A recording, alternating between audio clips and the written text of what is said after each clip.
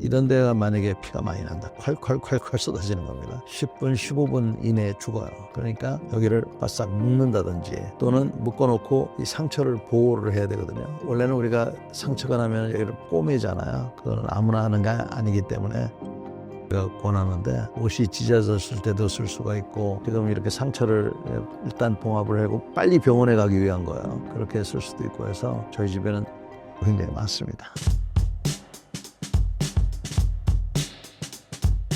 전쟁 대비를 위한 필수 생존 키트란 무엇인가요? 우리가 이제 인터넷에 보면은 여러 가지 그런 키트에 대한 얘기들이 나오고 있습니다. 저 같은 경우에는 개인적으로 그런 준비를 늘 하고 이렇게 있습니다. 이런 질문을 받게 되면 우선 너무 걱정하지 말라고 말씀드리고 싶고요. 근데 우리가 그동안 준비를 좀 소홀히 했던 것은 사실이라고 생각합니다. 그래서 제가 이제 말씀드리고 싶은 것은 얼만큼 준비를 해야 되느냐, 또 무엇을 준비를 해야 되느냐 이런 건데요. 3일 정도의 그런 준비를 하면 좋겠다. 기간으로 봐서는. 그 다음에 응급 상황에 대비해서 예를 들면 자기가 먹는 약이 있다 그러면 최소한 한 일주일치 이런 것들이 이제 있어야 될 것이고요. 먹을 것도 필요하니까 뭐 한 일주일치 이렇게 하는데 굳이 이제 품목을 이제 들어가서 얘기하면은 개인이 반드시 갖고 있어야 되는 거는 물입니다. 물.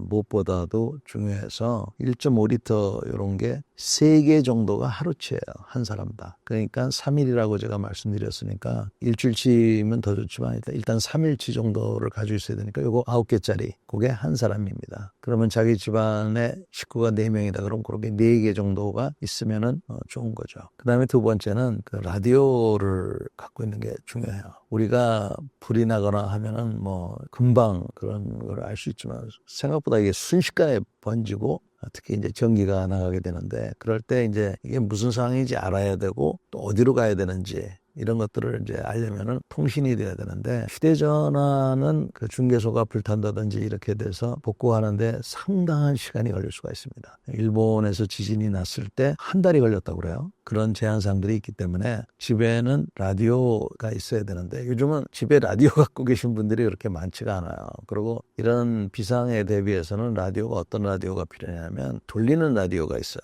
배터리만으로도 쓰지만 돌리면은 이게 충전이 돼가지고 이 배터리 없이도 전기가 공급이 돼서 소식을 들을 수 있는 그런 라디오가 있습니다. 그러니까 비싸지도 않아요. 그래서 이런 라디오를 갖고 있으면 그 라디오를 돌림으로 해서 프레시도 되고 라디오도 되고 자기 전화기를 충전시킬 수도 있는 그러한 기능들을 갖고 있어요. 그래서 얼마 하지 않으니까 그런 거 정도를 갖고 있으면 좋습니다. 그 다음에 이제 응급처치 도구들인데 응급처치라는 거는 빨리 어떤 조치를 하고 그 다음에 병원으로 가기까지에 필요한 거예요. 우리가 통상 다치게 되면은 골절, 뼈가 부러지거나 피가 나는 겁니다. 그러니까 밖으로 날 수도 있고 몸 안으로 날 수가 있어요. 일반인들은 몸 안에 나는 피를 어떻게 할 수는 없습니다. 그러나 밖으로 나는 피에 대해서는 어떤 식으로든지 막아야 돼요. 아까 제가 이제 뭐 1.5리터 얘기했는데 1.5리터만큼의 피를 쏟게 되면 사람이 죽습니다. 심장이 제대로 활동을 못하고 숨을 제대로 못 쉬어요. 쇼크라고 하는데 그래서 피를 먹게 하기 위해서는 이런 데가 만약에 피가 많이 난다. 콸콸콸콸 쏟아지는 겁니다. 10분, 15분 이내에 죽어요.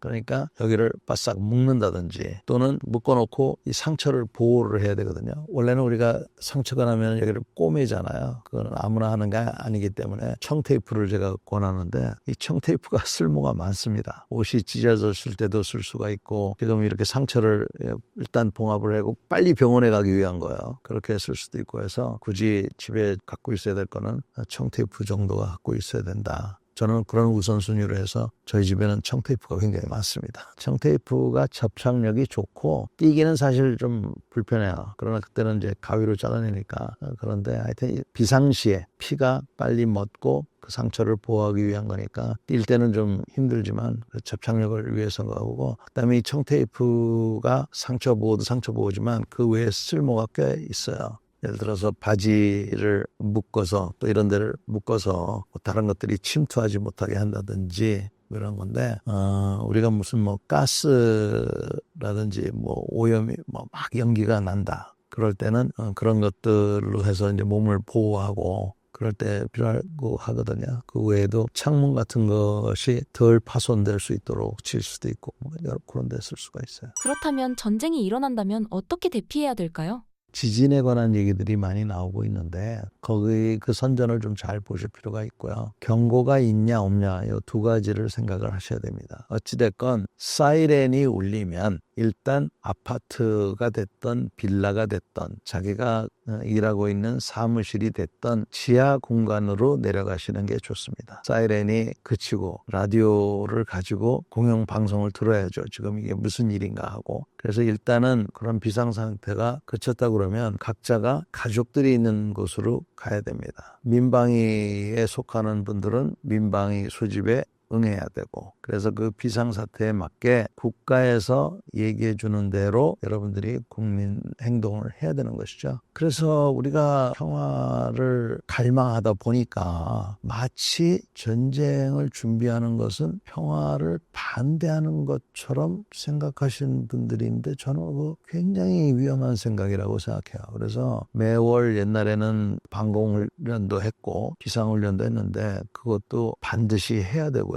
주기적으로 실시되고 있는 이런 훈련들에 대해서 좀 더 열의를 갖고 해야 되고 관에 계신 분들도 더 많은 관심을 가져야 됩니다. 지금과 같이 해서는 제가 보기에는 위기 시에 대처하기가 불필요하게 많은 피해가 있을 것 같아서 저로서는 굉장히 안타까운 그런 마음을 갖고 있어요.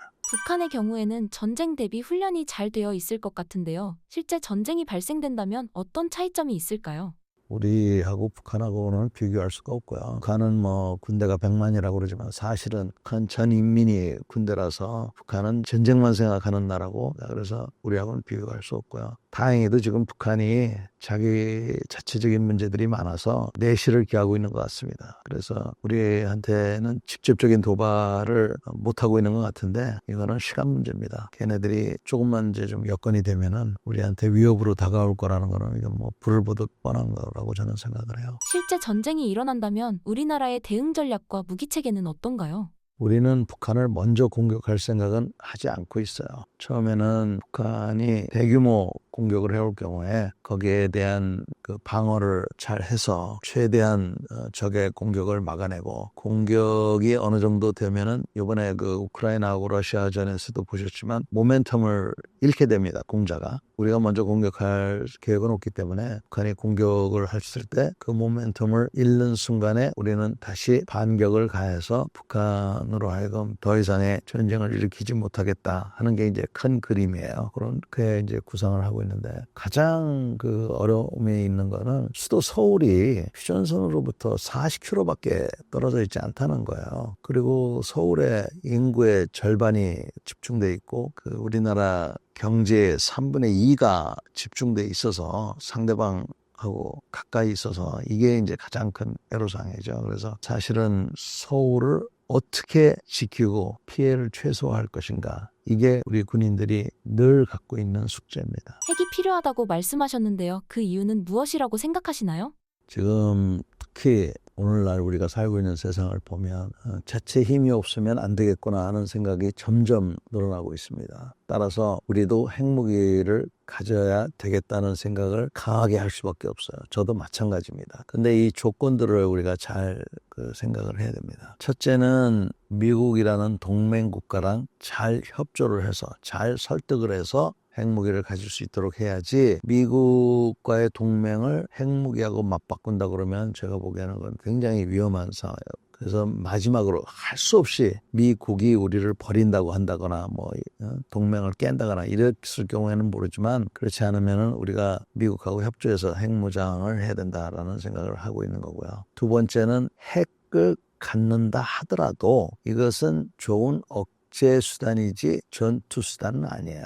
지금 우크라이나하고 러시아를 보면은 한쪽은 핵무기를 갖고 있고 한쪽은 핵무기가 없지만 핵무기를 갖고 있는 쪽도 함부로 쓰지 못하는 거죠. 왜? 우크라이나는 핵이 없지만 우크라이나 친구들이 핵을 갖고 있으니까. 그래서 우크라이나가 지금 핵무기를 갖고 있다 그러면 그렇다고 핵전쟁이 일어났을까요? 그렇지 않다고 봅니다. 그러니까 핵무기라는 거는 그 쓰임이 따로 있어요. 최후 수단으로 사용되는 확률이 높은 겁니다. 물론 작은 핵무기들이 있어가지고 사용하고자 하는 그런 욕심이 많이 늘어난 건 사실이지만 핵무기라는 것은 사용하기가 그렇게 쉽지가 않아요. 인류 역사상 딱 2번 실제로 전쟁에서 사용했을 뿐입니다. 그 이유가 바로 그런 데 있는 것이죠. 그래서 핵무기를 우리가 갖는다 그래도 우리가 현재 50만, 40만 유지하고 있는 이 군대는 줄어들 거라고 절대로 생각하시면 안 됩니다. 오히려 현재 우리 국방비가 아마 2배 정도로 늘어나야 될 거예요.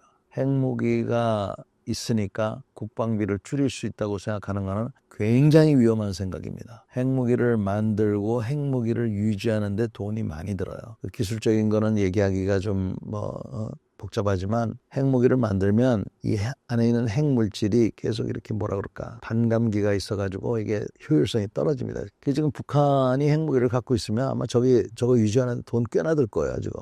우리도 그런 거를 잘 알아서 국방비가 많이 늘어날 것이다 하는 거를 우리가 염두에 둬야 됩니다. 또 한 가지는 여기에 또 연관이 되는데 현대전이라 하더라도 사람이 필요합니다. 이것은 이번에 이스라엘이 가자와 레바논에서 하마스와 헤즈볼라랑 싸우면서 이스라엘이 어떻게 생각했냐면 자기네가 전 세계에서 과학화된 군대라고 그러면 이스라엘이 둘째 그러면 서러운데 사람이 필요하다는 걸 느껴서 지금 군대를 숫자를 늘리고 있어요. 그래서 이거는 우리한테도 시사하는 바가 많습니다. 이스라엘이 원래는 남성이 36개월, 여성이 24개월인데 그걸 32개월하고 20개월인가로 줄였다가 지금 다시 늘리고 있습니다. 우리도 지금 남성이 18개월인데 이거를 다시 24개월로 늘리고 여성들도 군복무를 하는 것을 심각하게 생각을 해야 됩니다. 핵무기를 갖는다 하더라도 군복무 기간 다시 늘리고 또 여성들에게도 군복무를 할 수 있는 기회를 늘려야 되는 이런 것들을 생각을 해야 돼요. 그래서 핵무기를 갖기 위해서 여러 가지 이런 문제들을 생각을 해야 됩니다. 지금 세상이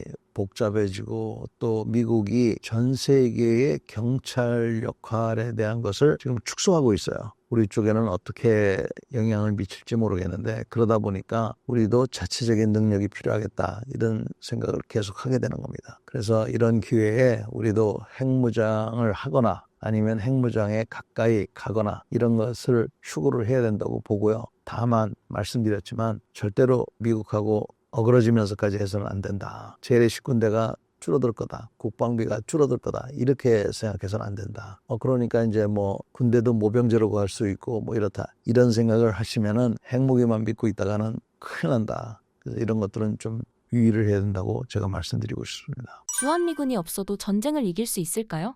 주한미군이 없으면 전쟁에 이길 수 있느냐라기보다는 주한미군이 없으면 전쟁을 막을 수 있느냐 하는 질문이 더 중요할 거예요. 주한미군이라고 하는 것은 미국이 한미 동맹에 대한 보증 쓰는 그러한 상징입니다. 그래서 우리가 언제부터인가 주한미군 28,500명이 그 상징으로 이렇게 돼 있어서 이보다 줄어들게 되면 미국이 우리를 함께 대한민국을 지키겠다는 의지가 약해진 걸로 보고 있고 늘어나면 더 늘어난 걸로 보는데 그건 아니죠. 여러분 생각해 보십시오. 주한미군이 예를 들어 10,000명이다. 그렇다고 미국의 의지가 약하다고 꼭 볼 수 있습니까? 주한미군이 지금 28,500인데 그것이 5만 명이 됐다고 2배로 늘어났다고 그래서 미국의 의지가 더 강해졌다. 이렇게 볼 수가 있을까요? 꼭 그렇게 보이겠지만 그래서 근본적으로 주한미군에 대한 성격을 우리가 잘 생각해야 됩니다. 주한미군에 대한 성격을 잘 생각해야 된다는 것은 뭐냐 하면은 여러분 주한미군은 왜 존재합니까? 대한민국을 지키기 위해서 존재한다라고 우리가 여태까지는 생각을 했습니다. 이제는 그 생각을 좀 다시 해봐야 됩니다. 주한미군은 한반도에 근무하는 한반도에 주둔하는 미군이다라고 우리가 생각을 해야 됩니다. 한반도에 주둔하고 있는 미군이다라는 뜻은 뭐냐 하면은 이들이 대한민국을 지키기 위해서 여기에 와 있고 그게 주 임무이지만 만약에 다른 곳에 미국이 주한미군이 있다 그러면 한국에 있는 미군도 거기에 갈 수 있다라고 우리가 인정을 해줘야 된다는 겁니다. 우리가 이거를 인정하지 않고 주한미군은 대한민국을 지키기 위해서만 있어야 된다라고 얘기하면 미국이 여기에 묶여있는 자기네들 입장에서는 묶여있는 군인들이 되잖아요. 그러니까 여기에 많은 군대를 보내기가 부담스러운 겁니다. 거꾸로 우리가 한반도에 주둔해 있는 미군이다 라고 넓게 해석을 해주면 미군이 언제든지 다른 곳으로도 쓸 수 있다고 생각하면 여기에 더 많은 미군을 갖다 놓겠죠. 여기에 더 많은 미군을 갖다 놓는다는 것은 어찌됐건 대한민국을 1차적으로 지키는데 더 많은 병력이 와 있는 거예요. 그러니까 우리가 굳이 여기 와 있는 미군은 여기서만 써야 된다라고 얘기할 필요가 없다는 겁니다. 그렇게 얘기한다 하더라도 여러분 생각해 보십시오. 주한미군이 여기 우리가 아무리 그렇게 얘기하고 해도 다른 데에 막 미군이 죽어나가고 있는데 주한미군은 여기서 딴 데서 전쟁이니까 나는 모른 척하겠다. 이렇게 되겠습니까? 아프가니스탄하고 이라크에서 전쟁 났을 때 주한미군은 영향을 안 받았습니까? 영향을 받았습니다. 그렇게 우리한테 좋지 못한 결과로. 그래서 그런 생각을 우선 우리가 바꿔야 된다. 그래서 주한미군이 그런 성격을 우리가 한번 잘 생각해 봐야 될 것 같고요. 주한미군이 과거에 우리가 해방되고 나서 여기에 주둔하고 있다가 철수하자마자 6개월 만에 6.25가 일어났습니다. 좋지 못한 기억 때문에 우리는 노이로제가 있는데 주한미군이 없으면 우리로서는 굉장히 부담스러운 이러한 상황에 지금 와 있어요. 주한미군에 대한 의존도가 많이 커 있기 때문에 그렇습니다. 이제는 그러한 그 의존도에서 벗어나야 되는데 그 벗어나야 되는 길은 훈련을 좀 더 실전적으로 하고 내 나라는 내가 지키겠다는 그런 마음을 굳세게 해야 됩니다. 결국 질문에 직접적인 답변을 드리게 되면은 주한미군이 없으면 우선 전쟁 억제가 굉장히 힘들어지고 주한미군이 없으면은 미국의 도움을 받을 거라는 보장이 약화가 되기 때문에 우리로서는 근본적인 국방에 대한 생각을 바꿀 수밖에 없는 그러한 것이 미군이라고 볼 수 있습니다. 트럼프가 방위비 분담금 인상 압박용으로 주한미군 감축 또는 철수 카드를 내밀 가능성에 대해 어떻게 보시나요? 우리는 트럼프 대통령이 방위비를 많이 요구하고 그 말을 안 들으면 주한미군을 뺀다. 이렇게 쉽게 받아들이고 있어요. 근데 미국이 얘기하는 거는 그런 게 아닙니다. 미국이 얘기하는 거는 자기 나라는 자기가 지켜야 되지 않겠느냐라고 얘기하는 거예요. 그러면 미국은 전 세계에서 자유진영에 있는 나라들의 국방비보다 수십 배를 더 쓰고 있어요. 우리나라보다 한 20배 정도를 더 쓰고 있을 겁니다. 그러니까 그러고 이제 지금 굉장히 힘들어하는 겁니다. 미국이. 그러니까 미국 입장에서 지금 트럼프 대통령이 뭐라고 하냐면 우리가 지금 이렇게 국방비를 많이 쓰고 있고 우리 국민들이 세금을 너무 많이 내고 있는데 이제는 자기 나라는 좀 자기가 지켜야 되지 않느냐라고 지금 얘기를 하는 거예요. 우리가 어떻게 반박할 수가 있겠어요. 그러니까 그러한 얘기 속에서 지금 트럼프 대통령은 미국이 동북아시아에서 또 한반도에서 평화를 유지하는데 한국도 자기가 자기 몫을 해야 되고 일본도 자기가 자기 몫을 해야 되지 않느냐. 대만도 자기 몫을 해야 되고 모든 나라가 자기 몫을 해야 우리가 도와줄 의미가 있지 자기는 자기 몫을 안 하고 우리가 한테 맡기는 거는 이거는 더 이상 받아들이지 않겠다. 이런 얘기를 지금 하고 있는 겁니다. 비근한 예로 주한미군이 우리나라에 주둔하는 기간이 우리나라 젊은이가 군복무하는 기간보다 길어요. 이거 여러분들이 미국 사람이라면 뭐라고 생각하시겠습니까? 미군은 여기 와서 24개월을 근무하는데 우리나라 젊은 병사는 18개월을 근무한다고 했을 때 이게 뭐지? 이런 생각을 안 하겠습니까? 그런 거를 지금 얘기하고 있는 겁니다. 그래서 우리가 이제 그걸 좀 이해할 필요가 있고요. 그러다 보니까 한국도 자기 나라를 자기 손으로 지켜야 되지 않느냐라고 얘기를 하고 있는 겁니다. 이거를 우리가 나쁘다라고 부당하다고 얘기할 수가 없는 거죠. 그래서 방위비 분담금을 늘리기 전에 지금 우리가 우리 GDP의 2.7% 정도를 쓰고 있는데 얼마 전까지는 그 2%라고 그랬다가 3%라고 지금 5%라고 지금 얘기를 하고 있어요. 그래서 방위비 분담금을 2배 올린다, 3배 올린다 이거를 말하기 전에 이 방위비 분담금을 가지고 뭘 할 거냐 하는 거를 우리가 한번 잘 생각해야 된다고 생각해요. 예를 들면 카투사라고 여러분들도 들어보셨을 거예요. 과거에는 카투사가 많을 때는 한 12,000명까지 있었어요. 지금은 3,000명이 채 안 됩니다. 예를 들어서 우리가 그래 방위비 분담금 항목에 카투사를 넣자. 카투사 한 명의 1년 가치가 얼마쯤 될까요? 제가 보기에는 6, 7천만 원 될 것 같은데요. 그래서 예를 들어 10,000명으로 늘렸다. 그러면 미군들하고 같이 훈련하고 미군의 훈련 방식을 따르고 미군들하고 상호 훈련도 하고 이러면은 우리도 배우는 것도 많고 또 카투사 개념은 병사뿐만 아니라 특히 그 부사관들을 많이 늘림으로 해서 미군의 최신 기술이나 이런 것도 좀 터득을 하고 이렇게 해서 비록 방위 분담금이 우리로서는 늘어나는 거지만 우리한테도 돌아오는 게 많은 이런 항목을 좀 늘린다든지 이런 창의적인 방법을 하는 것도 저는 아주 중요하다고 생각하고요. 아까 말씀드린 대로 주한미군의 성격에 대한 것을 미국하고 잘 협의를 하면 오히려 미군이 주는 게 아니라 미군이 한국에 더 많이 주둔할 수도 있다고 봅니다. 특히 그 오키나와에서 미 해병대가 지금 빠져나와야 되는데 10수년 동안 빠져나오겠다고 합의는 해놓고 갈 데가 없어서 지금 전셋집을 구하고 있어요. 한 5, 6천 명, 10,000명 정도 우리나라에 오는 거 그렇게 어려운 일이 아니거든요. 그래서 주둔하면은 또 이 사람들이 그냥 오는 게 아니라 여러분들 중에서는 뭐 범죄를 갖고 온다고 하는데 그것도 맞는 얘기는 아니고요. 돈을 많이 쓰기 때문에 그래서 이런 것들을 우리가 생각해서 종합적으로 창의적으로 생각을 해야 됩니다. 무조건 주한미군 나쁘다라고 생각하시는 분들도 꽤 있는 것 같은데 그거는 조금 여러분들이 주한미군이 싫으면 국방비도 더 늘리고 자주국방에 대한 생각을 더 많이 해야 된다고 생각합니다. 주한미군의 목적이 북한을 억제하는 것에서 글로벌 차원의 기동성 확보로 확대된 이유는 무엇인가요?